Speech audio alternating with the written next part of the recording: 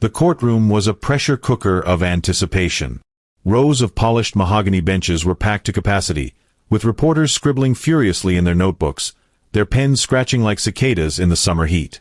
Influencers, perched in the back, angled their phones for the perfect live-stream shot, their whispered commentary barely audible over the hum of the crowd. Spectators craned their necks, eyes darting toward the empty plaintiff's seat where Ava Kane was supposed to be. The air was thick with speculation, the kind that thrives on scandal and ruin. Ava Kane, the disgraced tech mogul, was nowhere to be seen. At the defendant's table, Jordan Voss sat with the ease of a man who'd already won. His tailored charcoal suit gleamed under the fluorescent lights, and his cufflinks, gold ostentatious, caught the eye of every camera in the room. Beside him, his attorney, Landon Dre, shuffled papers with the practiced nonchalance of a legal shark who'd never lost a case. Jordan leaned back, his lips curling into a smirk as he scanned the gallery. Former colleagues, now his allies, nodded back, their faces a mix of pity and smug satisfaction. To them, Ava was a cautionary tale, a woman who'd flown too close to the sun and crashed spectacularly. "She's not coming," Jordan muttered to Landon, his voice low but carrying just enough to reach the nearest reporter. "She knows she's done." Landon didn't look up from his notes. "She'd be a fool to show," he replied, his tone clipped. "No evidence, no witnesses, no chance. We've got this locked." Across the aisle, the plaintiff's table sat empty, save for a single glass of water and a blank legal pad. The bailiff, a burly man with a perpetually furrowed brow, glanced at his watch. 4 minutes, he called out, his voice cutting through the murmurs. The crowd stirred, their whispers rising like a swarm of bees. In the front row, a young reporter named Mia adjusted her glasses and scribbled a note. "Ava Kane no-show? Trial collapse imminent." She leaned toward her colleague, a grizzled veteran named Tom who'd covered every major trial in the city for 2 decades. "Think she's really gone for good?" Mia asked, her voice hushed but eager. Tom snorted, his pen tapping his notepad. "Kid, Ava Kane's been shredded in the press for a year. Lost her company, her house, her kid. If she's smart, she's halfway to Mexico by now. Showing up would just be pouring salt in the wound." Mia frowned, glancing at the empty seat. "But the rumors. People say she's got something up her sleeve. A secret weapon." Tom chuckled, shaking his head. "Rumors don't win lawsuits. Evidence does. And from what I've seen, she's got nothing but a sob story." At the bench, Judge Whitmore entered with a rustle of black robes, his presence commanding silence. The man was a legend in legal circles, fair but unyielding, with a reputation for seeing through lies like glass. He adjusted his glasses and surveyed the room, his gaze lingering on the empty plaintiff's table. His brow twitched, almost imperceptibly, but he said nothing. Instead, he nodded to the bailiff. 3 minutes, the bailiff announced, his voice now tinged with impatience. Jordan leaned toward Landon again, his smirk widening. "Told you. She's finished. Bet she's crying in some cheap motel right now." Landon's lips twitched, but he kept his eyes on his papers. "Don't get cocky, Voss. Judges hate no-shows, but they also hate gloating. Keep it together." Jordan shrugged, unfazed. He turned slightly, catching the eye of a former board member in the gallery, a woman named Claire who'd once been Ava's mentor. Claire gave him a tight nod, her lips pressed thin. She'd been one of the first to turn on Ava when the scandal broke, and her presence here was a silent endorsement of Jordan's narrative. Ava was the reckless dreamer, and he was the steady hand who'd tried to save the company. The clock ticked louder in the room's collective imagination. Reporters typed furiously, their tweets already flooding X. Hashtag Ava Kane trial. Where is she? Has the fallen CEO given up? Influencers whispered to their followers, speculating about Ava's mental state, her finances, her shame. The gallery buzzed with a mix of schadenfreude and disappointment. Everyone had come for a spectacle, and it looked like they'd get nothing but an anticlimax. Then, with 1 minute to spare, the bailiff's radio crackled. He pressed it to his ear, his expression shifting from boredom to alertness. "Copy that," he muttered, then turned to the judge. "Your Honor, we have..." A situation outside. The room froze. All eyes turned to the double doors at the back of the courtroom. Across town, in a nondescript hotel suite with peeling wallpaper and a flickering neon sign outside, Lana paced like a caged animal. Her sneakers squeaked on the worn carpet, and her phone was pressed to her ear, redialing Ava's number for the 10th time. Voicemail. Again. "Come on, Ava," she muttered, tossing the phone onto the bed where it landed beside a discarded charger and an empty coffee cup. The bed was unmade, Ava's suitcase gone, her laptop missing. The only sign of her was a crumpled note in Lana's hand. "Trust me. I'll be there." Lana stopped pacing and stared at the note, her dark curls falling into her eyes. She was Ava's assistant, her confidant, her only ally in a world that had turned its back. They'd been through everything together. Late nights coding in Ava's startup days, boardroom battles, the betrayal that brought it all crashing down. Now, with the trial of the century about to start, Ava had vanished. Lana sank onto the bed, replaying last night's conversation. It had been 2 a.m., the city quiet except for the distant wail of sirens. Ava had called from a burner phone, her voice low but steady. "Lana, I'm not running," she'd said. "I have a plan. A backup plan. Even if it looks like I've disappeared, I'm still in this." "What kind of plan?" Lana had pressed, her voice sharp with worry. "Ava, the world thinks you're done. Jordan's got everyone eating out of his hand. If you don't show up tomorrow—" "Trust me," Ava had interrupted. "Even if I vanish, I won't be erased. Just be ready. You'll know when it happens." The line had gone dead. Lana hadn't slept since. Now, she glanced at the TV in the corner, where a news ticker screamed, "Ava Kane missing as trial begins." Has she fled justice? The anchor, a woman with a sharp bob and sharper eyes, was mid-rant. Once a darling of Silicon Valley, Ava Kane's fall from grace has been nothing short of catastrophic. Sources say she hasn't been seen in days. Is this an admission of guilt? Lana grabbed the remote and muted the TV. "They don't know her," she muttered. She stood, pacing again, her mind racing. Ava wasn't a quitter. She'd spent the last year scraping by, living in a friend's basement, dodging paparazzi, and piecing together evidence while the world wrote her off. But disappearing on the day of the trial? That was a gamble even Lana couldn't rationalize. She dialed another number, this time a mutual friend named Marcus, who'd been helping Ava with tech support off the grid. "Marcus, it's me," she said when he picked up. "Tell me you've heard from her." Silence. Then, "Not since yesterday. She said she was meeting someone. Wouldn't say who." Sounded intense. Intense how? Lana snapped, her patience fraying. "Like she was about to drop a bomb," Marcus said. "She told me to keep my phone on and be ready to send a file. That's all I've got." Lana's eyes flicked to the clock. 9:56 a.m. 4 minutes until the trial started. If she doesn't show, Marcus, it's over. Jordan wins. Everything she's fought for. "She'll show," Marcus cut in, his voice firm. "Ava's not the type to go down without a fight. You know that." Lana hung up, her stomach twisting. She grabbed her jacket and headed for the door. If Ava wasn't coming to her, she'd go to the courthouse herself. She had to believe Ava was still in the game. A year ago, Ava Kane had been untouchable. Her face graced the covers of Forbes and Wired, her AI health platform hailed as the future of medicine.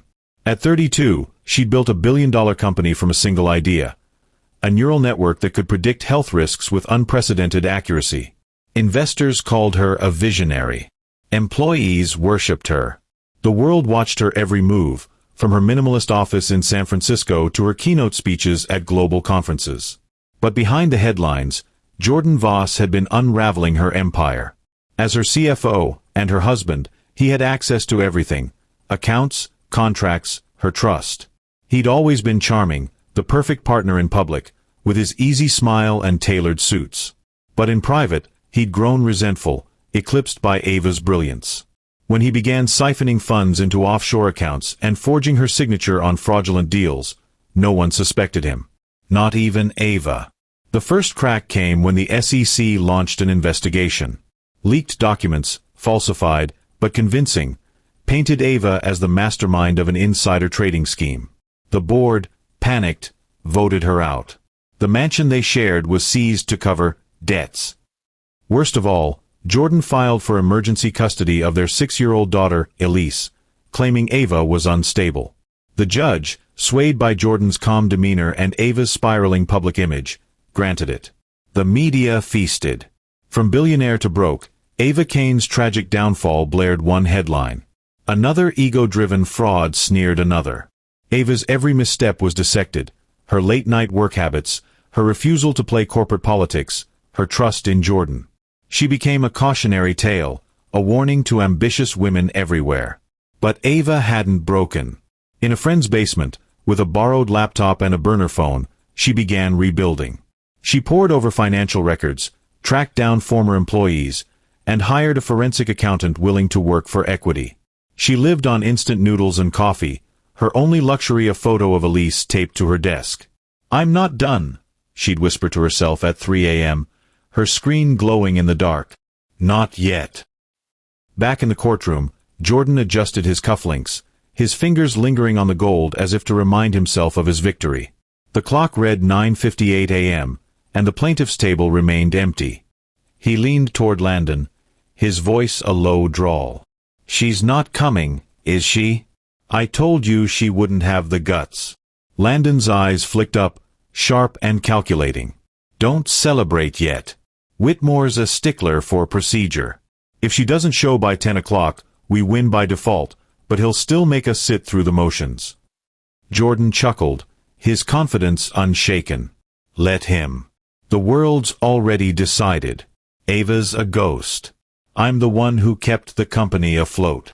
Landon's jaw tightened. "Keep your voice down," he hissed. "The press is eating up every word you say. And that wink you gave earlier? It's already on X." Jordan Voss winks at victory. "Don't give them more ammo." Jordan shrugged, unfazed. He turned to Claire in the gallery, catching her eye again. "Claire knows the truth," he said, loud enough for the nearest row to hear. "Ava was a dreamer, not a doer. I cleaned up her messes." Claire shifted uncomfortably, her hands clasped tightly in her lap. She'd once called Ava her protégé, but when the scandal broke, she'd sided with Jordan, convinced by his smooth assurances and the board's panic. Now, as his voice carried across the room, she felt a pang of unease. There was something too polished about him, too rehearsed. In the press row, Mia leaned toward Tom again. "He's awfully confident for someone in a fraud case," she whispered. "What if Ava's got something on him?" Tom snorted. "Kid, you're new to this. Jordan Voss has the board, the money, and the best lawyer in the state. Ava's got nothing but a sob story and a missing persons report. This is over before it starts." Mia's eyes narrowed. "Then why's he sweating?" Tom followed her gaze. Sure enough, Jordan's foot tapped rhythmically under the table, a small but telling crack in his facade. Tom frowned. Maybe you're onto something." The bailiff's radio crackled again, louder this time. He listened, then straightened, his voice booming. "Your Honor, we have an arrival." Judge Whitmore's head snapped up. "Who?" The bailiff hesitated, then said, "It's Ms. Kane."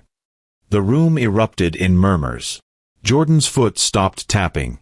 Landon's pen froze mid-sentence. Every camera swiveled toward the doors. At precisely 9:59 a.m., the screech of tires echoed outside the courthouse. A long black sedan with tinted windows and government plates rolled to a stop at the steps. The crowd outside parted, their phones raised like a sea of glowing eyes. A military driver in crisp uniform stepped out, his movements precise as he opened the rear door. He saluted, an odd, formal gesture that sent a ripple of confusion through the onlookers. Then Ava Kane emerged. She stepped onto the pavement with the grace of a queen, her navy power suit tailored to perfection, her dark hair pulled into a sleek chignon. Her heels clicked against the stone steps, each sound a deliberate beat in the sudden silence. The crowd parted further, their murmurs growing into a frenzy. Reporters shouted questions, but Ava's eyes remained fixed ahead, her expression unreadable. Inside, the courtroom doors swung open with a heavy thud. The gallery turned as one, their collective gasp sucking the air from the room. Ava walked in, her stride slow but unwavering, her chin lifted just enough to signal defiance without arrogance.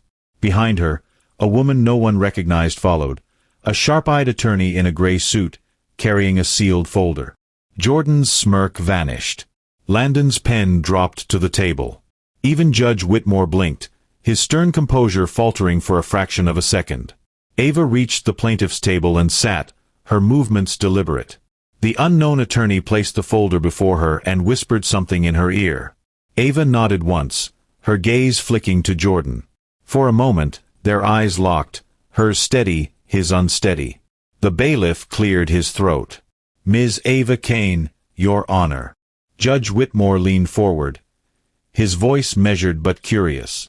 "Ms. Kane, you've cut it rather close. Are you prepared to proceed?" Ava's lips curved into the faintest of smiles. "I am, Your Honor. And I've brought the truth with me." The room exploded into whispers. Cameras clicked like gunfire. Jordan's hands clenched into fists, and Landon leaned toward him, his voice a harsh whisper. "What the hell is she doing here?" Jordan didn't answer. His eyes were glued to Ava, and for the first time, he looked afraid. In the press row, Mia scribbled furiously, "Ava Kane arrives. Game on." She leaned toward Tom, her voice barely containing her excitement. "Told you she had something up her sleeve." Tom stared at Ava, then muttered, "Well, I'll be damned." The judge raised his gavel, silencing the room. "Order," he said, his eyes never leaving Ava. "Let's begin."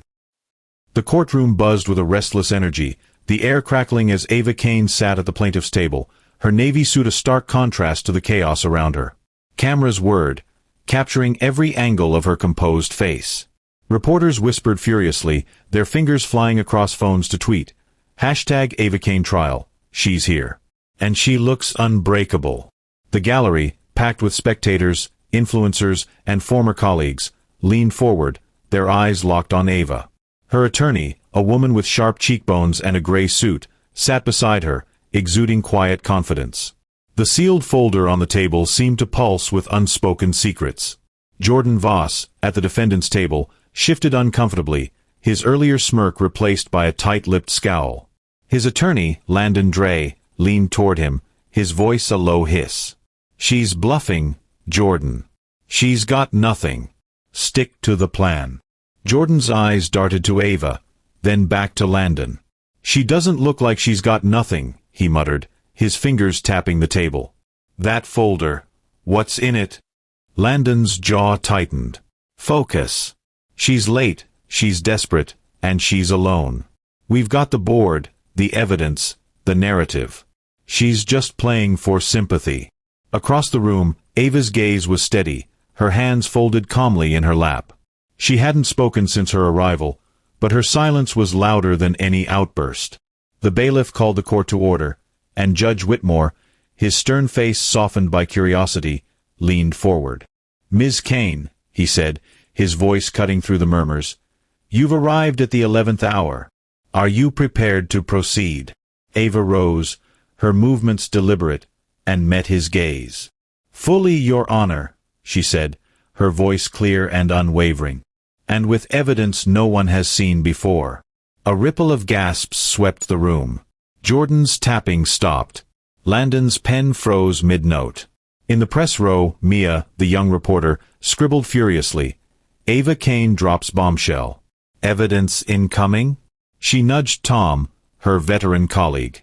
"Told you she wasn't done," she whispered, her eyes gleaming. Tom grunted, his gaze fixed on Ava. "Let's see if she's got the goods. Talk is cheap." The judge nodded. "Very well, Ms. Kane. Take the stand." Ava crossed the room, her heels clicking rhythmically on the hardwood floor. Every eye followed her, the gallery holding its breath. She sat in the witness box, her posture straight, her expression serene. The unknown attorney, later identified as Jules King, stood and adjusted her glasses. Ms. Kane, Jules began, please tell the court why you're here. Ava's eyes swept the room, lingering briefly on Jordan, who flinched under her gaze. I'm here, she said, to reclaim what was stolen from me. My company. My reputation. My daughter. The gallery stirred, a low murmur rising. Judge Whitmore raised a hand, silencing them. Proceed, he said. Ava leaned forward slightly, her voice steady but laced with a quiet intensity that drew every ear in the room. A year ago, I was the CEO of a company I built from nothing, she began. An AI platform to save lives. My husband, ex-husband, Jordan Voss, was my CFO. I trusted him. I signed documents he prepared. I believed in us. Her voice dipped, not with weakness but with the weight of betrayal. He used that trust to frame me for his crimes. He took my company, my home, and worst of all, my daughter, Elise. The courtroom was silent, the air heavy. Jurors leaned forward, their faces a mix of sympathy and skepticism. Ava continued, her words measured but piercing. He didn't just rob me of assets. He robbed me of my identity. He told the world I was a fraud, a failure, a bad mother. But I'm here to tell you, he's the fraud. Jordan lunged forward in his seat, his face reddening. Objection, he shouted, ignoring Landon's restraining hand. She's lying. She's spinning a story to save herself. Landon yanked him back, his voice a sharp whisper. Sit down, you idiot. You're making it worse. Judge Whitmore's gavel cracked like thunder. Mr. Voss, control yourself, or you'll be removed. Ms. Kane, continue. Ava didn't flinch. Thank you, Your Honor. I'm not here for sympathy. I'm here for the truth. And I have proof. The gallery erupted in whispers. Reporters typed furiously, their tweets flooding X. Hashtag Ava Kane trial. She's calling out Jordan Voss. Says she has proof. Influencers live-streamed their reactions, one whispering to her followers, this is getting good. Jules stepped forward, holding the sealed folder. Your Honor, we'd like to enter Exhibit A, she said, her voice calm but commanding. She slid a flash drive across the table. It's audio. Jordan's face went pale. Landon shot to his feet. Objection. We haven't reviewed this evidence. This is a stunt. Jules didn't blink. The evidence was submitted to the court this morning, as per protocol. The defense was notified. Perhaps they were too busy celebrating to check their inbox. Snickers rippled through the gallery. Judge Whitmore's lips twitched, but he maintained his composure. Overruled. Proceed, Ms. King. Mia leaned toward Tom, her voice barely a whisper. This is it. She's got something big. Tom's eyes narrowed. If that audio's real, Voss is toast. The bailiff inserted the flash drive into a laptop connected to the courtroom speakers. A hush fell, so complete that the hum of the air conditioning felt deafening. Every eye was on the judge, who nodded to proceed. Jules pressed play. Jordan's voice filled the room, smooth and unmistakable. Let her take the fall. She signed the contracts. She'll look like the fraud, not me. A second voice, Landon's, chuckled. Clean and simple. The board's already on your side. She's got no one. Gasps erupted. Jurors exchanged wide-eyed glances. Reporters typed so fast their keyboards clattered. The audio continued, Jordan's voice growing colder. Once she's out, we liquidate the assets. Offshore accounts are ready. She won't see a dime. The recording ended with a click. The silence that followed was suffocating. Jordan lunged forward again, his voice shrill. That's taken out of context. It's edited. You can't trust. Enough. Judge Whitmore's gavel slammed down, echoing like a gunshot. Mr. Voss, one more outburst, and you're in contempt. Counsel, control your client. Landon's face was ashen. He grabbed Jordan's arm, his whisper fierce. Shut up, Jordan. You're digging your own grave. Ava remained still, her eyes fixed on the judge. The gallery was in chaos, spectators whispering, influencers narrating to their followers. One tweeted, #AvaCane trial, bombshell audio, Jordan Voss exposed? Mia scribbled, tape confirms fraud. Voss is unraveling. In the front row, Claire, the former board member, clutched her purse, her face pale. She'd backed Jordan, convinced by his charm and the falsified documents. Now, doubt gnawed at her. She leaned toward another board member, whispering, Did we get this wrong? The man beside her, a grizzled executive named Paul, shook his head. If that tape's real, we were played. All of us. Judge Whitmore turned to Jules. Ms. King, authenticate this recording. Jules nodded. It was obtained legally from a whistleblower within the company's IT department.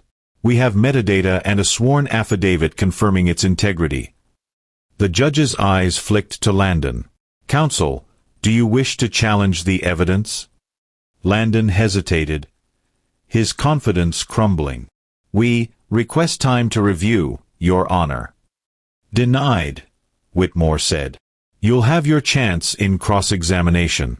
Ms. Kane, step down. Ava returned to her table, her calm unshaken. Jordan's eyes followed her, his hands trembling. For the first time, he looked small. Jules called her next witness, Lana Carter, Ava's assistant. Lana strode to the stand, her dark curls bouncing, her eyes blazing with loyalty. She swore in, her voice steady despite the weight of every gaze in the room. Jules began, Ms. Carter, how long have you worked for Ms. Kane? 5 years, Lana said, her tone firm. From the startup days to now. I've seen everything. Tell us about Ms. Kane's dismissal, Jules said. Lana's jaw tightened. It was a setup. Jordan manipulated the board, leaked lies to the press, and framed Ava for his theft. She lost her company, her home, her daughter, all in weeks. But she didn't break. She moved into a friend's basement, worked nights, built her case. She was never gone. She was fighting. The gallery gasped. Jurors leaned forward, one wiping her eyes. Lana's voice grew fiercer. Ava was homeless, eating ramen, but she kept digging. She found emails, bank records, even that audio. She never stopped. Jordan whispered to Landon, his voice panicked. She's lying. Lana's just her lapdog. Landon's eyes narrowed. She's credible. And the jury's eating it up. We need to discredit her. Jules stepped closer. Ms. Carter, did you ever doubt Ms. Kane? Lana's eyes flicked to Ava, softening. Never. She's the strongest person I know. Jordan thought he broke her, but he just underestimated her. The gallery stirred, some nodding in agreement. Mia whispered to Tom, Lana's killing it. The jury loves her. Tom nodded, his pen paused. She's painting Ava as a hero. Voss's team is screwed. Lana looked directly at Jordan, her voice cutting. You didn't win, Jordan. You just lit a fire. The judge called for order as murmurs swelled. Claire, in the gallery, whispered to Paul, We fired her based on Jordan's lies. What have we done? Paul's face was grim. We might have backed the wrong horse. Jules called her final witness for the day. Sarah Lynn, a forensic accountant with a reputation for unraveling corporate fraud. Sarah, a petite woman with a no-nonsense demeanor, took the stand, a stack of documents in hand. Jules projected a series of charts onto a screen, each detailing a web of transactions. Ms. Lynn, Jules began, what did you find in the financial records of Ms. Kane's company? Sarah adjusted her glasses. A deliberate pattern of embezzlement.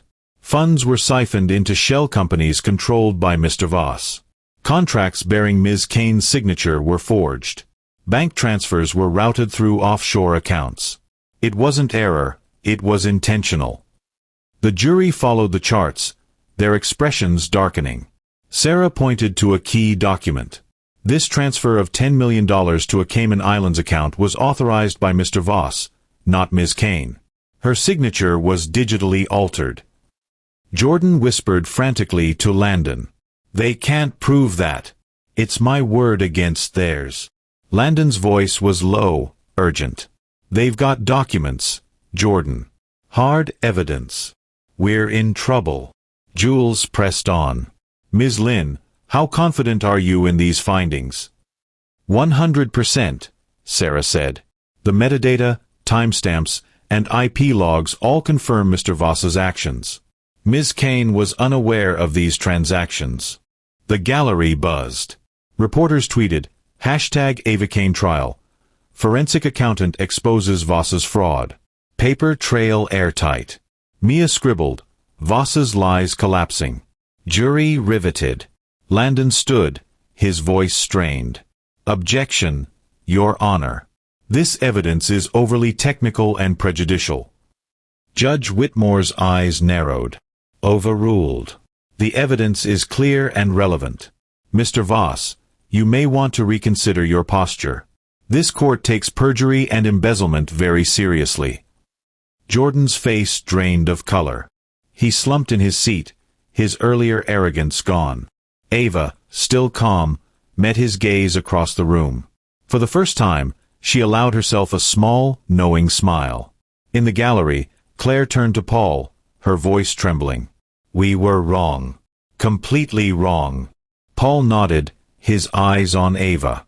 "She's not just winning. She's rewriting the story." The courtroom, already electric from the audio evidence, fell into a hushed reverence as Ava reached into her bag. Her movements were slow, deliberate, as if the object she held carried the weight of her entire fight. She withdrew a single sheet of paper, a child's crayon drawing, its colors vibrant but uneven, the lines shaky with innocence. The jury leaned forward, their curiosity piqued. The gallery, a sea of restless spectators, quieted. Even the reporters paused their frantic typing, sensing a shift in the room's gravity. Ava held up the drawing, her hand steady but her voice soft with emotion. "This is by my daughter Elise," she said, turning the paper so the jury could see. It depicted a woman with dark hair, Ava, standing behind a glass wall, her face sad. A smaller figure, clearly Elise, stood on the other side, holding hands with a man in a suit. "Jordan told her I'm in jail," Ava continued, her voice cracking just enough to reveal the pain beneath her composure. "He told her I abandoned her. This is what she thinks of me now." The courtroom was silent, the air heavy with shared grief. A juror, a middle-aged woman with glasses, dabbed her eyes. Another, a younger man, clenched his jaw, his gaze fixed on the drawing. Ava's attorney, Jules King, stepped forward, her voice gentle but firm. "Ms. Kane, why show this to the court?" Ava's eyes met Jules's, then swept the room, lingering on Jordan. He shifted uncomfortably, his earlier bravado gone. "Because this isn't just about money or a company," Ava said. "It's about my daughter's truth. I'm here for her. Not for revenge, but to show her who I really am." The gallery stirred, a low murmur of empathy rippling through. In the press row, Mia, the young reporter, scribbled furiously, "Ava Kane's daughter's drawing breaks courtroom. Jury emotional." She leaned toward Tom, her veteran colleague, whispering, "She just won the room. That drawing, it's a gut punch." Tom nodded, his usual cynicism softened. "She's not playing for sympathy. She's playing for her kid. That's powerful."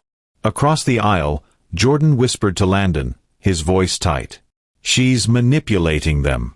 That drawing's a stunt." Landon's eyes narrowed, his tone sharp. "It's working, Jordan. The jury's eating it up. We need to pivot, fast."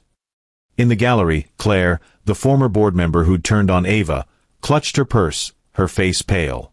She leaned toward Paul, another board member, her voice barely audible. "She's not the woman Jordan described. That drawing, it's real." Paul's jaw tightened. "We backed the wrong side, Claire. We let him spin us." Judge Whitmore, his stern demeanor softened, leaned forward. "Ms. Kane, is there anything else you'd like to add?" Ava lowered the drawing, her eyes glistening but resolute. "Only this, Your Honor. I'll fight until Elise knows the truth. That's all that matters." The stenographer paused, her fingers hovering over the keys, a tear streaking her cheek. The gallery was no longer a neutral crowd. It was Ava's. Even the influencers, usually detached, were visibly moved, one whispering to her livestream, "This is why she's here. For her daughter." As the judge called a lunch recess, the courtroom erupted into chaos. Reporters bolted for the doors, their phones already buzzing with updates. Outside, the courthouse steps were a circus, cameras flashing, news vans parked haphazardly, and influencers narrating to their followers. By noon, #AvaKane and #CourtroomQueen were trending worldwide on X. Clips of Ava's testimony, the audio tape, and now Elise's drawing flooded social media. TikTok exploded with reaction videos, one creator sobbing, "That drawing broke me. Ava's a mom fighting for her kid." Another posted, "Jordan Voss is done. #AvaKane trial." Mia, weaving through the press scrum, typed a breaking news alert. Ava Kane's emotional testimony and daughter's drawing turned trial into global phenomenon. She turned to Tom, who was lighting a cigarette, his eyes scanning the crowd. "This is bigger than we thought," she said. "The internet's on fire. Ava's not just a story, she's a movement." Tom exhaled a plume of smoke, his voice gruff. "She's a wildfire. That drawing. It's viral gold. Voss's team can't spin this." Outside, Jordan emerged, flanked by security, attempting a statement. "This is all a misunderstanding," he began, his voice strained. "Ava's twisting the narrative," the crowd booed, drowning him out. A protester held up a sign, "Justice for Ava." Jordan retreated, his face flushed, as paparazzi swarmed. Inside, Ava remained at the plaintiff's table, ignoring the chaos. She tucked Elise's drawing back into her bag, her fingers lingering on the paper. Lana, who joined her during the break, squeezed her shoulder. "You did it, Ava," she whispered. "The world's seeing you now." Ava's lips curved into a faint smile. "It's not about the world. It's about Elise." Lana nodded, her eyes fierce. "She'll know the truth. You're making sure of it." A reporter, slipping past security, approached Ava. "Ms. Kane, one question. How do you feel right now?" Ava stood, her gaze steady. "I feel like I'm finally being heard." She walked away, leaving the reporter stunned. Later, Ava posted a single tweet. "I didn't lose everything. I lost the lies." It garnered millions of likes within minutes. In the gallery, Claire turned to Paul, her voice trembling. "We need to talk to the board. We owe her an apology." Paul shook his head. "Too late for that. She's not just winning a case, she's rewriting history." As the trial resumed, the media frenzy intensified, with outlets digging into Ava's mysterious attorney. Jules King, a retired federal prosecutor with a flawless record, had come out of retirement for this case. Reporters uncovered her history, a legal legend who'd taken down corrupt CEOs and mob bosses, known for her razor-sharp cross-examinations. "No one silences women like that on my watch," Jules had reportedly told a colleague when she heard Ava's story. Jules stood, addressing the court. "Your Honor, we'd like to call additional witnesses to corroborate Ms. Kane's account." She introduced a forensic IT analyst, a former board member, and the accountant from earlier. Each confirmed Jordan's manipulation, painting a picture of a calculated betrayal. The IT analyst, a wiry man named Raj, testified about deleted emails he'd recovered. "Mr. Voss instructed me to wipe the servers," he said. "I kept backups because it felt wrong." The former board member, a woman named Ellen, admitted her mistake. "We trusted Jordan's version. Ava was the visionary, but he was the steady hand. We were wrong."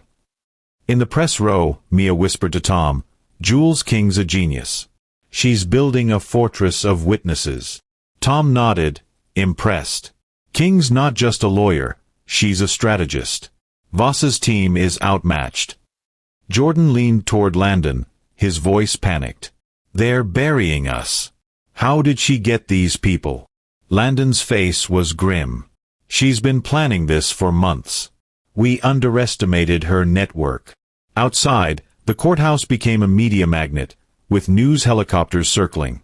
Security tightened as fans gathered, chanting Ava's name. Inside, Claire whispered to Paul, "Jules King? That's a game changer. Jordan's done." Paul's eyes were on Ava. She's not just fighting for herself. She's fighting for all of us who got it wrong. The tension peaked as Jules called Jordan to the stand for cross-examination. He walked forward, his swagger diminished, his suit now seeming too large for his shrinking presence. Jules wasted no time. "Mr. Voss," she began, her voice like a blade, "you claim Ms. Kane mismanaged the company. Yet the audio we heard suggests you orchestrated her downfall. Care to explain?" Jordan's eyes darted to Landon, who gave a slight nod. "That audio was edited," Jordan said, his voice unsteady. "It's out of context. I was trying to protect the company."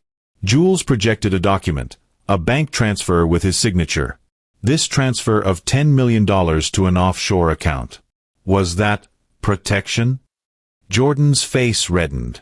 I don't recall the details." Jules pressed, her tone unrelenting. "You don't recall moving millions? Or forging Ms. Kane's signature on contracts?" "I didn't forge anything," Jordan snapped, his voice rising. "She signed those. She was reckless, always chasing big ideas." The jury shifted, their faces hardening. Jules's eyes gleamed. "So you, the CFO, had no oversight? You just let her reckless ideas ruin the company?" Jordan faltered, his hands trembling. I tried to fix her mistakes." Jules leaned in. "Or did you create the mistakes to frame her?" The gallery gasped. Jordan's voice cracked. "I built that company.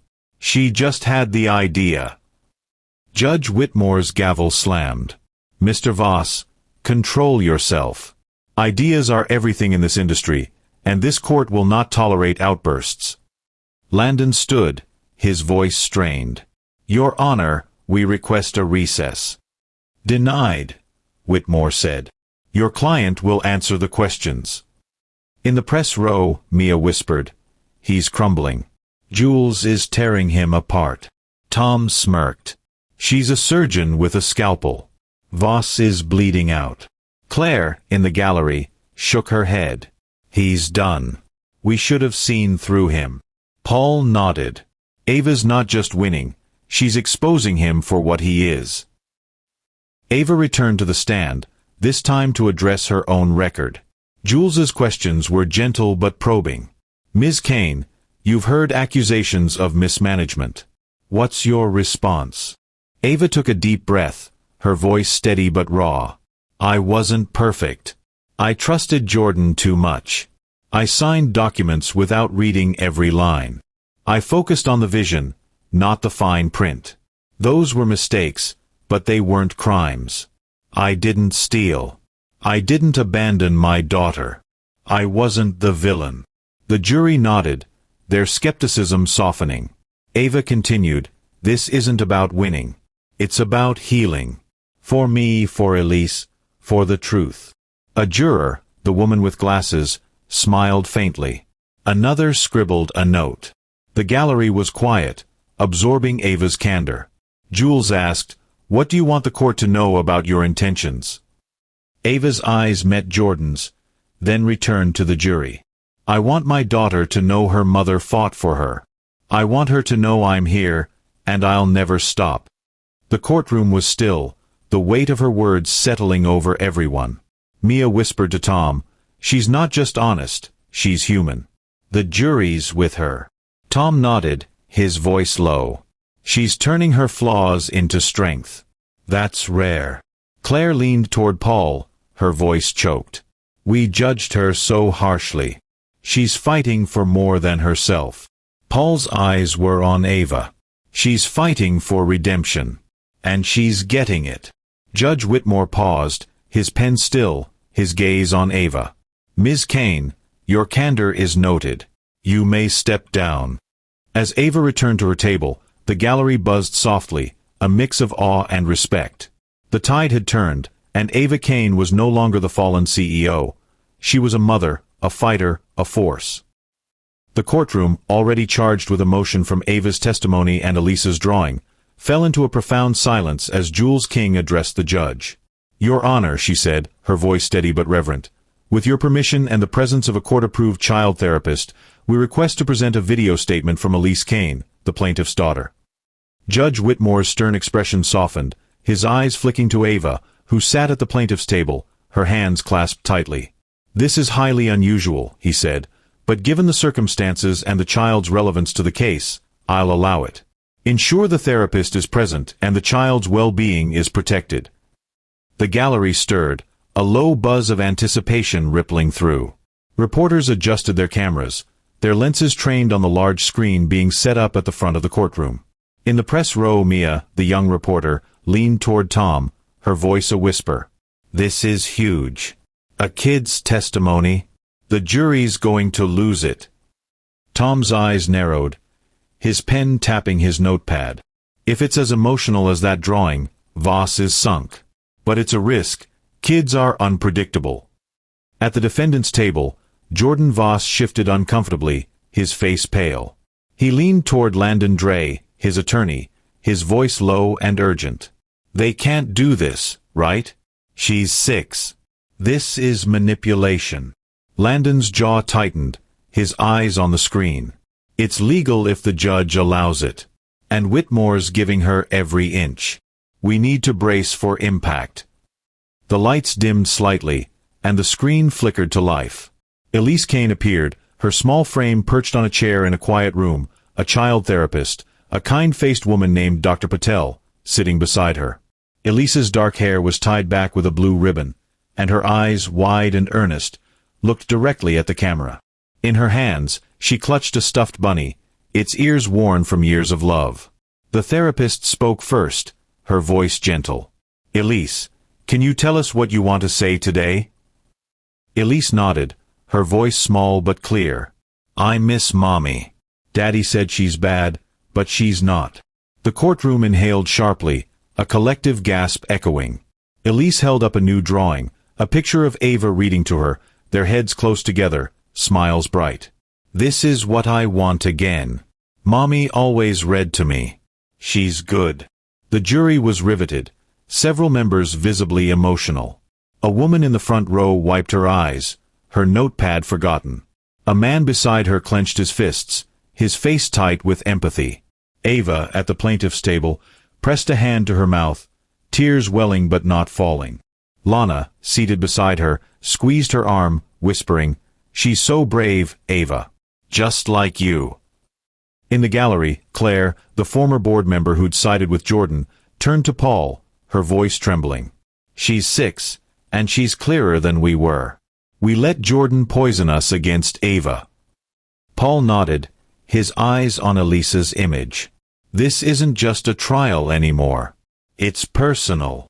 Jordan's voice broke the silence, a desperate hiss to Landon. "She's coached. Ava put her up to this." Landon shot him a warning look. "Keep your voice down. The jury's watching you, and you're not helping yourself." On the screen, Elise continued, her voice growing stronger. "I don't like it when Daddy says Mommy's bad. She loves me. I want her back." The video ended with Elise hugging her bunny, her eyes hopeful but sad. The courtroom was silent, the weight of her words settling over everyone. Even the most hardened reporters were shaken, their tweets flooding X. #AvaKane trial, Elisa's testimony breaks hearts. "I want my mommy back." Influencers live-streamed their reactions, one sobbing, "This is why Ava's fighting. For her daughter." Judge Whitmore cleared his throat, his voice thick. "Thank you, Ms. King. The court acknowledges the statement." He glanced at Ava, his stern demeanor softened by a rare hint of compassion. Mia whispered to Tom, "That was a knockout. Jordan's got nothing left."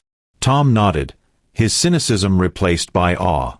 "That kid just turned this case into a cause." The courtroom's tension skyrocketed as Jules King stood, holding a single document that seemed to hum with significance. "Your Honor," she said, her voice commanding, "we'd like to introduce Exhibit B, a shareholder agreement that Mr. Voss claimed was destroyed." She held up the paper, its edges slightly worn but its text clear. "This document proves Ms. Kane retained 51% ownership of the company, meaning she was never legally removed." Gasps erupted, the gallery buzzing like a hive. Reporters typed furiously, their tweets exploding. Hashtag Ava Kane trial, bombshell document. Ava still owns the company? Jurors leaned forward, their eyes wide as Jules handed the document to the bailiff, who passed it to the judge. Jordan shot to his feet, his voice shrill. "That's impossible. That agreement was shredded years ago." Landon yanked him down, his whisper harsh. "Sit down, Jordan. You're making it worse. We need to challenge this." Jules turned to the judge, unfazed. This document was preserved by a security guard at the law firm, a Mr. Daniel Hayes, who felt guilty about Mr. Voss's actions. "He'll testify if needed." Judge Whitmore examined the document. His brow furrowed. "This is a significant claim, Ms. King. Can you authenticate it?" Jules nodded. "We have notarized copies, metadata from the original digital file, and Mr. Hayes's affidavit. It's airtight." The judge's eyes flicked to Landon. "Counsel, do you wish to respond?" Landon stood, his confidence fraying. "We request time to verify, Your Honor. This is new information." Whitmore's voice was firm. "You'll have your chance, but the document is admitted for now. Ms. King, proceed." In the press row, Mia whispered to Tom, "This is huge. If she owns 51%, Jordan's entire case collapses." Tom's eyes gleamed. "It's not just a collapse, it's a demolition. Voss is toast." In the gallery, Claire clutched Paul's arm, her voice low. "We were told that agreement was gone. Jordan lied to the board." Paul's face was grim. "He didn't just lie. He stole her company. We're complicit, Claire." Lana, beside Ava, leaned in, her voice fierce. "You did it, Ava. They can't deny this." Ava's eyes were fixed on the document, her expression unreadable. "It's not over yet," she whispered. "But we're close." Judge Whitmore called for a private chamber conference, his face unreadable. "We'll reconvene in 1 hour. This court needs to assess the ramifications." The gavel fell, and the room erupted into chaos, reporters rushing to file updates, influencers narrating to their followers. Outside, the crowd grew louder, chanting Ava's name. A news anchor outside reported, "Ava Kane just dropped a legal bombshell. If this document holds, she could reclaim her empire." As the court reconvened, Jules surprised everyone with a new presentation. "Your Honor, to contextualize the evidence, we'd like to show a video timeline of Ms. Kane's journey." The screen lit up again, and a professionally edited montage began, its music somber but stirring. It opened with Ava at a podium, unveiling her AI health platform to a cheering crowd, her face radiant with purpose. Clips followed, late nights coding, boardroom victories, magazine covers hailing her as a visionary. Then the tone shifted, headlines screaming fraud. And downfall. Images of Ava's mansion being seized, paparazzi hounding her. The montage showed Jordan's smooth press conferences, his charm convincing the world of Ava's guilt. But then, a pivot, Ava in a dimly lit basement, poring over documents, her face etched with determination. Hidden camera footage showed her meeting whistleblowers, collecting evidence, rebuilding her case. The final frame was her stepping out of the black sedan, entering the courthouse, her head high. The gallery broke into spontaneous applause, cut short by Whitmore's gavel. "This is a courtroom, not a theater," he said, though his lips twitched with a faint smile. The jury was visibly moved, several nodding, one wiping tears. The montage had transformed Ava's story into a cinematic resurrection. Mia whispered to Tom, "That was brilliant. It's like a movie trailer for her comeback." Tom nodded, impressed. "Jules is playing to the jury's hearts. And it's working." Jordan whispered to Landon, his voice panicked. This is propaganda. Can't we object? Landon's face was grim. It's admissible as context. We're losing the narrative, Jordan. In the gallery, Claire turned to Paul, her voice choked. That video, it shows everything we ignored. She never stopped fighting.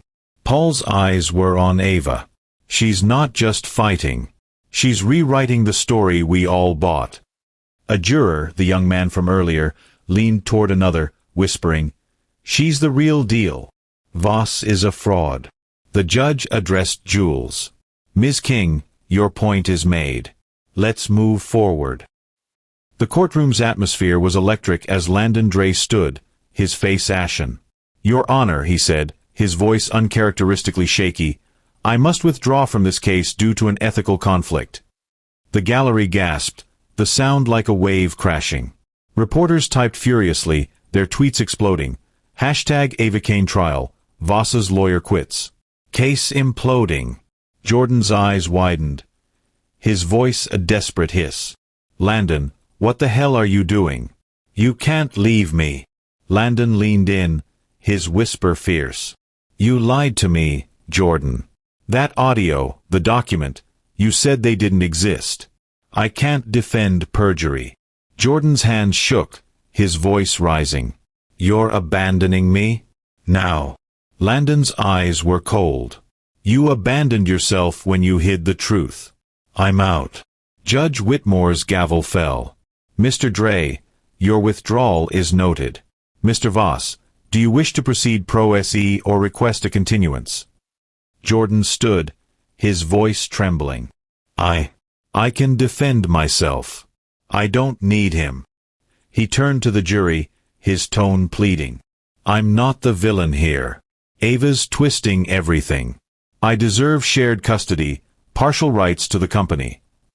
Whitmore cut him off, his voice like steel. "Mr. Voss, you've lost credibility.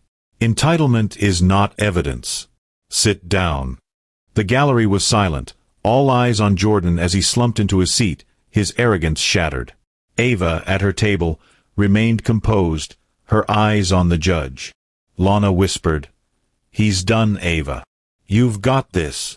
In the press row, Mia scribbled, "Voss abandoned by lawyer." Jury sees his desperation. She leaned toward Tom. "This is unreal. He's falling apart." Tom nodded, his voice low. Jules and Ava broke him. "This trial's over." Claire in the gallery whispered to Paul, "Landon's withdrawal, it's a death knell. We backed a liar." Paul's face was grim. "Ava's not just winning. She's exposing us all." The judge addressed the court. "We'll recess until tomorrow for closing arguments. Mr. Voss, I suggest you prepare." The gavel fell, and the room erupted, reporters rushing to file stories, influencers narrating the collapse of Jordan's defense. Outside, the crowd roared, signs reading Ava rising waving in the air. Ava stood, her eyes on Elisa's drawing in her bag, a quiet resolve in her expression. The world was watching, but her focus was singular: her daughter, her truth, her fight. The courtroom was a crucible of anticipation as Jules King rose for her closing argument, her gray suit sharp against the muted tones of the chamber. The gallery, packed with spectators, reporters, and influencers, leaned forward, their breaths held.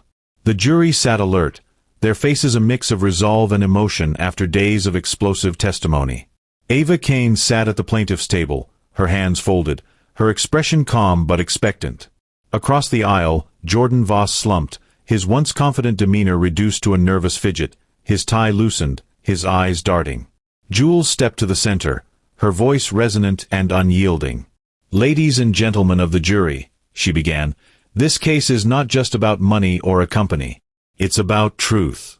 Ava Kane built something extraordinary, a vision to save lives. Her ex-husband, Jordan Voss, stole it, not just her company, but her reputation, her home, and worst of all, her daughter's trust." Her words cut through the room, each syllable deliberate. Women are not disposable. Ava was erased, replaced, and blamed for his crimes. But truth has roots. It grows back. The jury nodded, Their eyes locked on Jules. A woman in the front row, glasses perched on her nose, scribbled a note. A younger man beside her clenched his jaw, his gaze flicking to Jordan, who avoided eye contact. Jules's voice rose, a crescendo of conviction. This is about every woman who's been silenced, every dream stolen, every voice dismissed. Ava Kane stood up. She fought back. And today, you have the power to restore her truth. The gallery stirred, a soft clap breaking the silence before the bailiff hushed it. Ava's assistant, Lana, squeezed her hand under the table, whispering, "She's killing it, Ava. The jury's with you." Ava's lips curved faintly, her eyes on Jules. "It's not just for me," she murmured. "It's for Elise." In the press row, Mia, the young reporter, scribbled furiously, "Jules King's closing is a battle cry. #Ava Kane trial." She leaned toward Tom, her veteran colleague, her voice a whisper. "This is iconic. Jules is turning Ava into a symbol." Tom nodded, his cynicism softened. "She's not just a lawyer, she's a storyteller. The jury's eating it up." Jordan whispered to his new attorney, a junior associate who'd stepped in after Landon's withdrawal, his voice panicked. "She's twisting everything. Can't we object?" The associate, a nervous young man named Greg, shook his head. "It's a closing argument. We can't interrupt. Just stay calm." Jordan's hands trembled. "Calm? She's burying me." In the gallery, Claire, the former board member who'd sided with Jordan, turned to Paul, her voice low. "Jules is right. We let Jordan erase Ava. We were part of this." Paul's face was grim. "We were blind.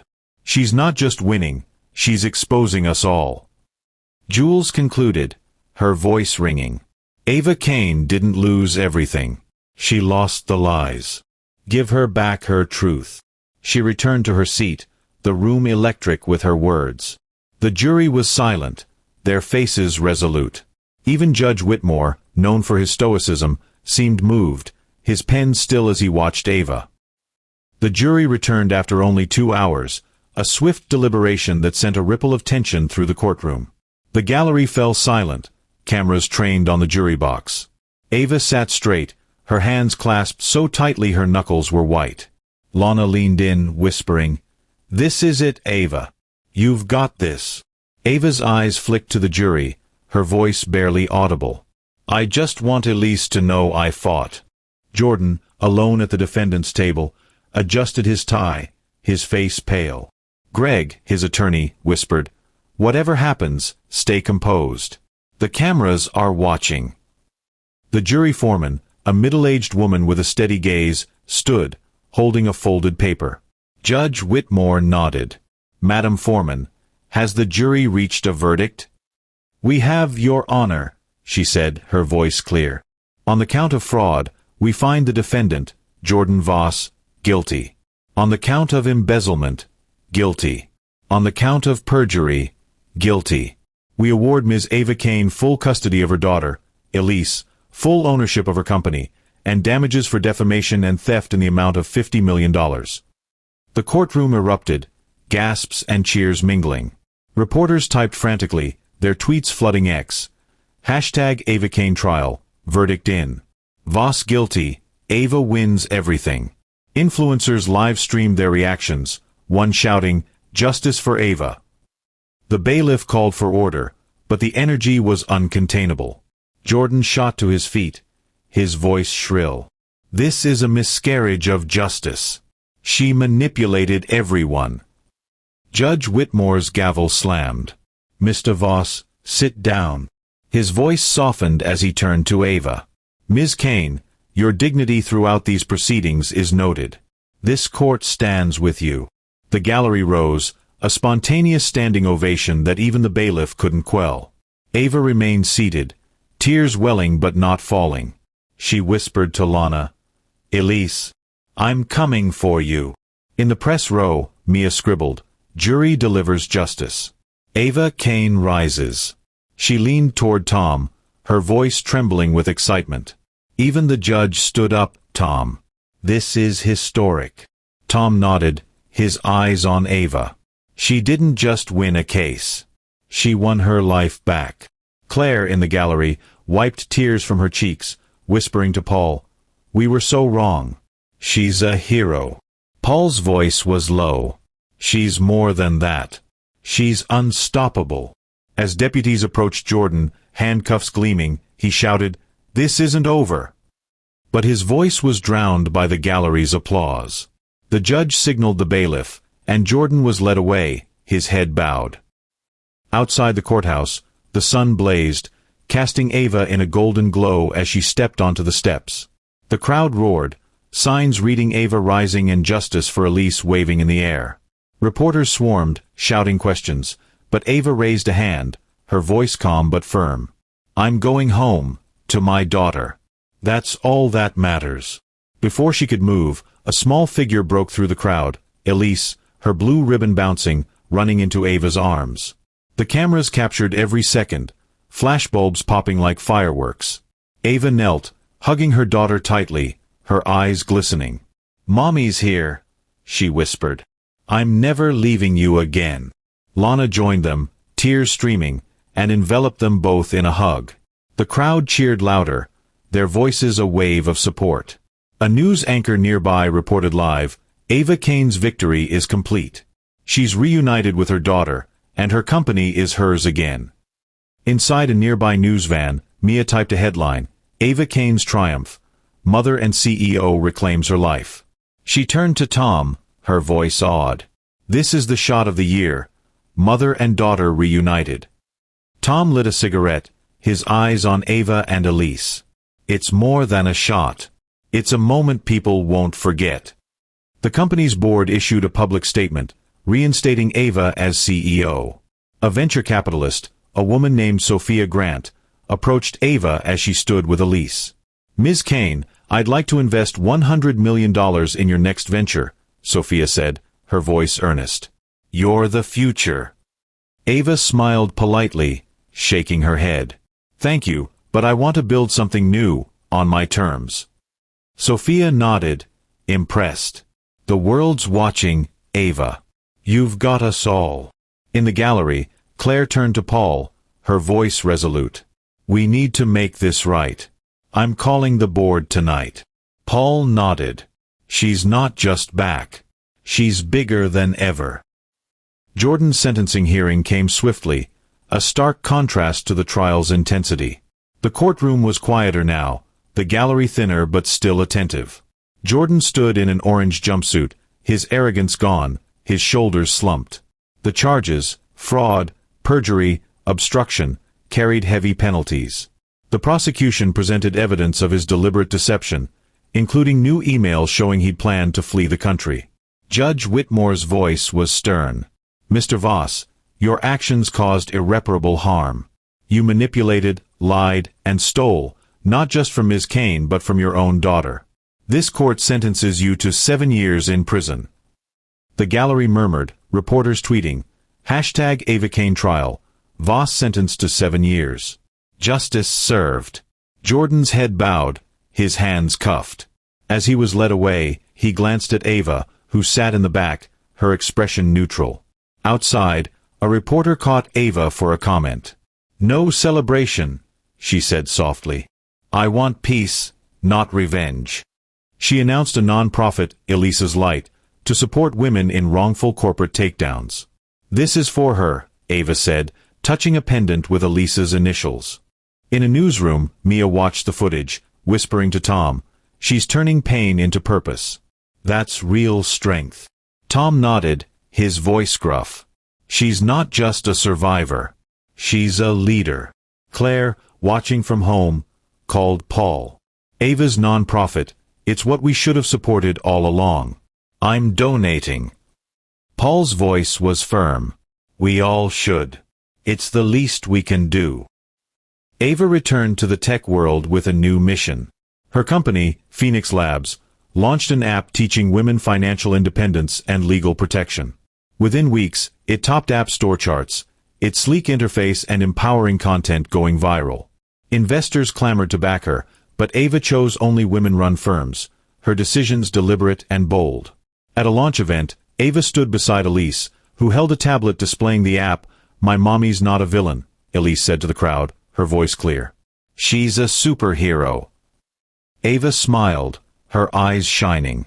"We rise," she said, the crowd erupting in applause. Social media exploded, with hashtag Phoenix Labs trending. A user tweeted, "Ava Kane's app is a game changer, empowering women everywhere." Influencers shared tutorials, amplifying its reach. Mia, covering the launch, whispered to Tom, "She's not just back, she's reshaping the industry." Tom nodded, impressed. "She's building a legacy, not just a company." Claire, now a donor to Elisa's Light, emailed Paul. "Ava's app is what we should have backed years ago. She's unstoppable." Paul replied, "She's not just winning. She's changing the game." A year later, Ava stood on a TED Talk stage, the spotlight casting her in a warm glow. The audience, a mix of tech leaders, activists, and fans, hung on her every word. "They said I lost everything," she began, her voice steady. "But sometimes losing what's false clears space for what's real." She spoke of betrayal, resilience, and rebuilding, her words raw but hopeful. "This isn't just my story. It's every woman who's been told she's not enough. We are enough. We rise." The audience rose in a standing ovation, their applause thunderous. Elise ran onto the stage, hugging Ava's waist. The screen faded to black, white text appearing. Ava Kane didn't just win a case. She rewrote the story. The final image showed Ava, Lana, and Elise walking into a sunrise, hand in hand. Backstage, Mia interviewed Ava, her voice awed. "Your speech is trending globally. How does it feel?" Ava smiled, holding Elisa's hand. "It feels like the beginning." Tom, watching from the sidelines, muttered, "She's not just a story. She's a revolution." Claire, in the audience, turned to Paul, tears in her eyes. "She's everything we should have believed in." Paul nodded. "She's not just rising. She's soaring." The TED Talk went viral, amassing millions of views. X-Posts declared, "Ava Kane's TED Talk is a must-watch." Hashtag We Rise. Ava's story, once one of loss, became one of triumph, inspiring a generation.